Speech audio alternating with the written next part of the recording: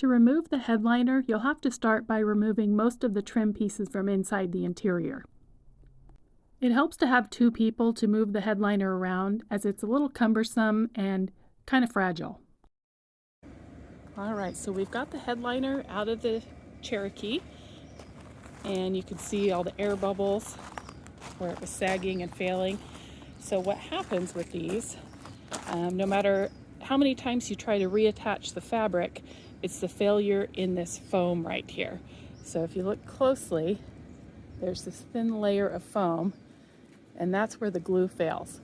So we're going to have to peel all this layer off, and then we'll get a new piece of flannel or wool, and we'll show you the process of putting that back on.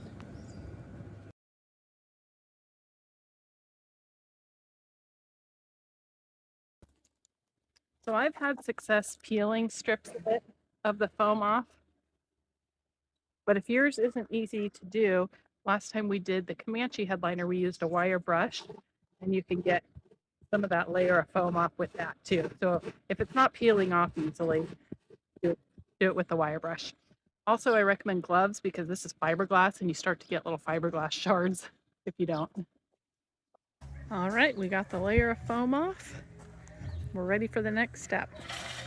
Trey used some of this Goop contact adhesive sealant to go around some of the edges where there were some tears, some of the thinner edges, to reinforce it. We ordered 60-inch wide flannel fabric from Amazon, and we didn't notice at first that it had this hole. Luckily, it seems like it's going to be covered up by the trim. When we did the Comanche headliner, we used a pattern fabric, which we don't recommend because it was hard to keep the pattern straight. Then we secured half of the fabric so we could work on gluing one half at a time. I'll leave links below to the products that we used.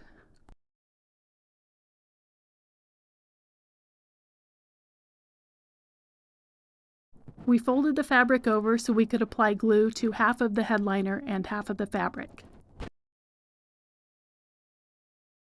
Following the manufacturer's instructions, we applied glue vertically and horizontally on the headliner and also on the fabric.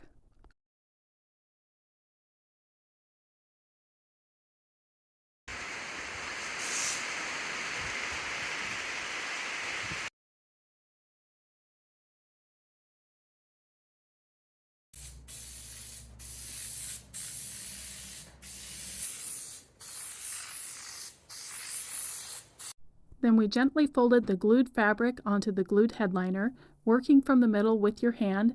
Gently smooth out and attach firmly. Then we folded the other side of the fabric over and repeated the process on the other side of the headliner.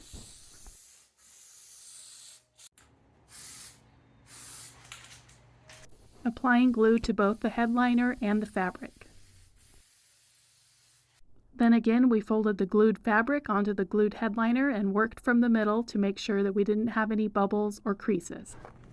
Next, we use an X-Acto knife to cut slits for the accessories in the headliner. And trimmed the excess from the corners.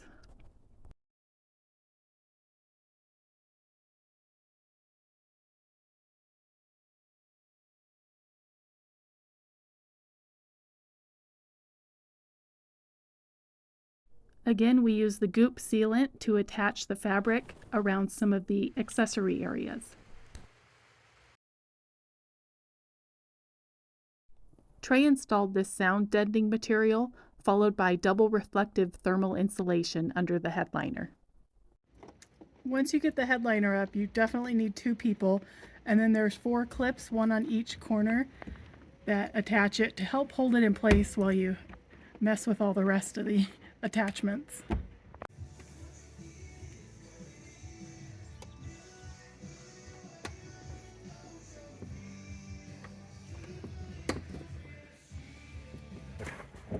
So the domites, which kind of hold the headliner up, are a weird setup, and it's just got this smooth stud that pushes through here, and then it's got these little clips, if you can even see that, which I bought new ones because I had to cut them off. And I'm going to try to use this nut driver with the socket just give me a good thing to push them on with. I might have to switch to a deep socket. We'll see.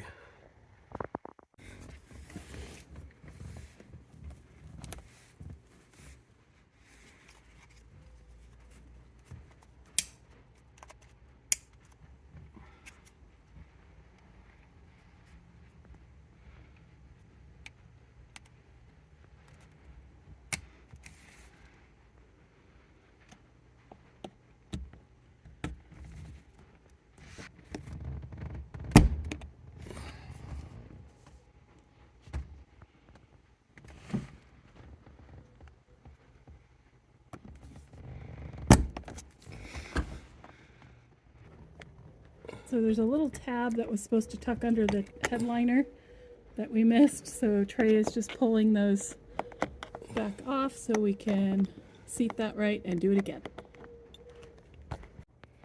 These things are not easy to get off without breaking anything. Okay, so don't forget to tuck this little clip under first, or you'll be doing the same thing we just did.